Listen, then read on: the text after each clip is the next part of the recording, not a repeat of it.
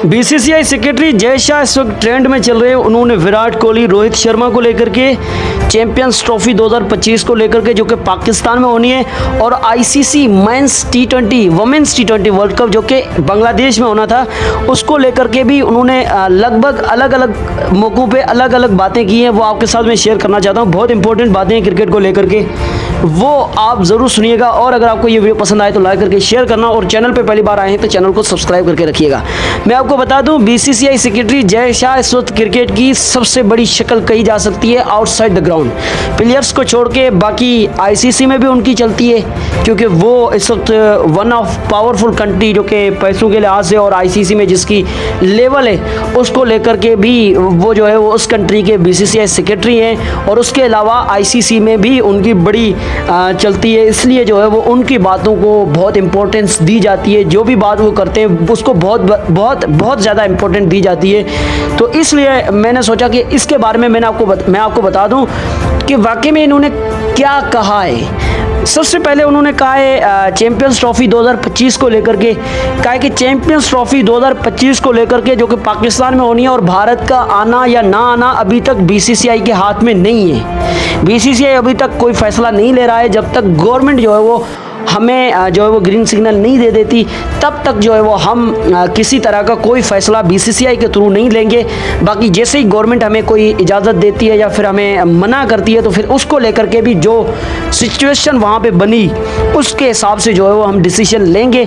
और इस वक्त जो है वो हम किसी भी तरह से कोई डिसीजन लेने के लिए तैयार नहीं है। दूसरी बात उन्होंने कही है आईसीसी वुमेन्स टी20 वर्ल्ड कप को लेकर के, जो कि बांग्लादेश में होना है। लेकिन बांग्लादेश में इस वक्त शेख हसीना की जो गवर्नमेंट थी उसको जो है उसका तख्ता पलटा गया। उसके बाद वहाँ पे सिचुएशन ये है कि वहाँ पे कोई टूर्नामेंट ऑर्गेनाइज नहीं किया जा सकता, और ये मल्टीनेशनल टूर्नामेंट आईसीसी वुमेन्स टी20 वर्ल्ड कप बहुत बड़ा टूर्नामेंट है, और वो इस सिचुएशन में बांग्लादेश में नहीं हो सकता, क्योंकि उसमें शुरू होने में अब टाइम नहीं बचा है। 3 अक्टूबर से 20 अक्टूबर के बीच में ये टी20 वर्ल्ड कप खेला जाना है। और बीसीसीआई को आईसीसी ने जो है वो अभी तक कोई वो ऑफ़र नहीं दी है कि आप जाके वर्ल्ड कप मेज़बानी करें। लेकिन उससे पहले जय शाह ने ये क्लियर कर दिया है कि अगर आईसीसी हमें कहेगा तो हम बिल्कुल डिनाई कर देंगे, क्योंकि एक तो मौसूम का है, और ऊपर से जो है वो हम अगला वर्ल्ड कप 2025 का जो ओडीआई वर्ल्ड कप है वो भारत में होना है वुमेन्स का। तो इसलिए हम 2 मेगा इवेंट एक साथ नहीं करा सकते, क्योंकि 26 में फिर मेंस टी20 वर्ल्ड कप जो है वो भी भारत में होगा। तो जय शाह ने क्लियरली उस बात को जो है ना साफ कर दिया है कि हम किसी भी तरह से इस चीज़ के मूड में नहीं है कि हम जो है वो चैंपियंस टी20 वुमेन्स का वर्ल्ड कप जो है वो भारत में करवाएं। आप लोगों को क्या लगता है, क्या ये टी20 वर्ल्ड कप श्रीलंका या दुबई में होगा या फिर किसी और वेन्यू में शिफ्ट किया जाएगा? जो भी लगता है वो कमेंट करके बताइएगा। तीसरी बात, दिलीप ट्रॉफी को लेकर के विराट कोहली और रोहित शर्मा की जो प्रेजेंस थी उसके ऊपर उन्होंने बड़ी बात कही है। और लोग जो है वो लगातार ये सवाल उठा रहे थे कि क्यों नहीं रोहित शर्मा और विराट कोहली जो है वो दिलीप ट्रॉफी खेलते। तो उसको लेकर के जय शाह ने ये कहा है कि ये बहुत सीनियर खिलाड़ी है, बहुत बड़े खिलाड़ी है, उस एज में आ चुके हैं जहाँ पे उन्हें खुद डिसीजन लेना चाहिए, आया वो दिलीप ट्रॉफी खेलना चाहते हैं या कौन सी क्रिकेट खेलना चाहते हैं, नहीं खेलना चाहते, क्योंकि उन्होंने बहुत ज़्यादा खिदमत दी हुई है कंट्री को, और वो कोई हमारे नौकर नहीं है, वो क्रिकेटर हैं। वो इस वक्त आप ये भी उठा के उन्होंने मिसाल दी कि दुनिया के सारे क्रिकेटर्स डोमेस्टिक नहीं खेलते। आप उठा के देख लें, दुनिया में सारे क्रिकेटर डोमेस्टिक नहीं खेलते, वो सिर्फ आके कंट्री के लिए खेलते हैं। उनके पास इतनी क्वालिटी होती है कि वो आके किसी भी दिन आके उसका जो है वो फॉर्म वहीं से शुरुआत करते हैं जहाँ पे उन्होंने छोड़ा हुआ होता है। तो ये बड़ी ज़बरदस्त बात उन्होंने कही, मैं उनके साथ एग्री करना चाहता हूँ। ये दिलीप ट्रॉफी वगैरह खेलने की कोई ज़रूरत नहीं है, क्योंकि जब आदमी बड़ा हो जाता है तो उसमें इंजरी के भी चांसेस बढ़ जाते हैं, क्योंकि एज के साथ आप इंजरी भी ज़्यादा होती है। उसको लेकर भी उन्होंने जय शाह ने जो बातें की है वो भी बड़ी इंपॉर्टेंट थी और बड़ी ज़बरदस्त बातें उन्होंने कही।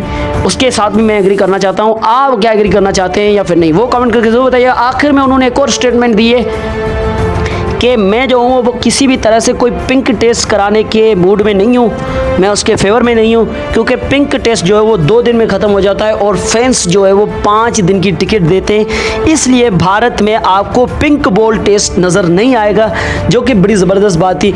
ये भी वोट देने वाली बात है, क्योंकि अगर पिंक बॉल टेस्ट होती है और वो भी बांग्लादेश जैसी टीम के सामने, तो वो 1-2 दिन ही चलती है। 2 टेस्ट मैचेस पिंक हुए हैं भारत में। एक भारत और बांग्लादेश का पहला पिंक टेस्ट मैच हुआ था जिसमें विराट कोहली का शतक आया था, सितंबर में शायद शुरू हुआ था, वो भी 19 सितंबर था, और 2019 में हुआ था।